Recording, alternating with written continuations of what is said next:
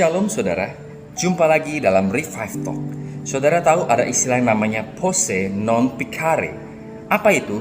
Itu adalah salah satu dari 4 istilah Latin yang dikemukakan oleh salah satu bapak gereja yang bernama Agustinus mengenai status kehidupan manusia yang berkaitan dengan dosa. Posse non pecare berarti manusia dimampukan untuk tidak berbuat dosa meski harus terus berjuang.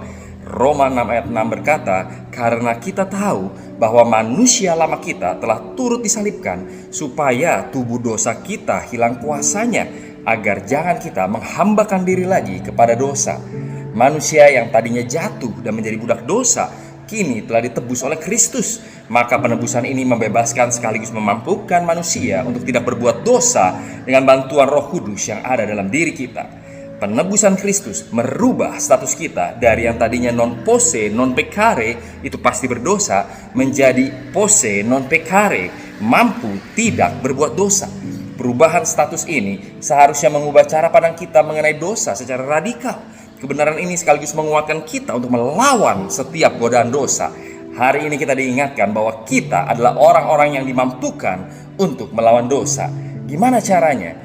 Galatia 5 ayat 16, maksudku hiduplah oleh roh, rohnya huruf besar, dan kamu tidak akan menuruti keinginan daging.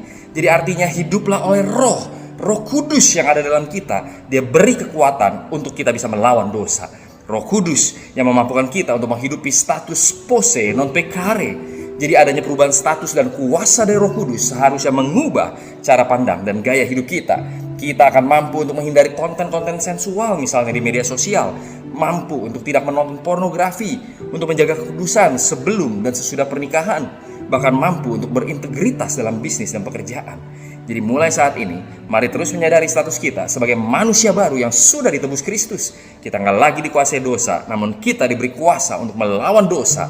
Mari hidupilah status baru kita dengan mengandalkan kuasa Roh Kudus hingga akhirnya kita memperoleh kekekalan di mana kita tidak akan lagi berdosa dan dimuliakan sepenuhnya.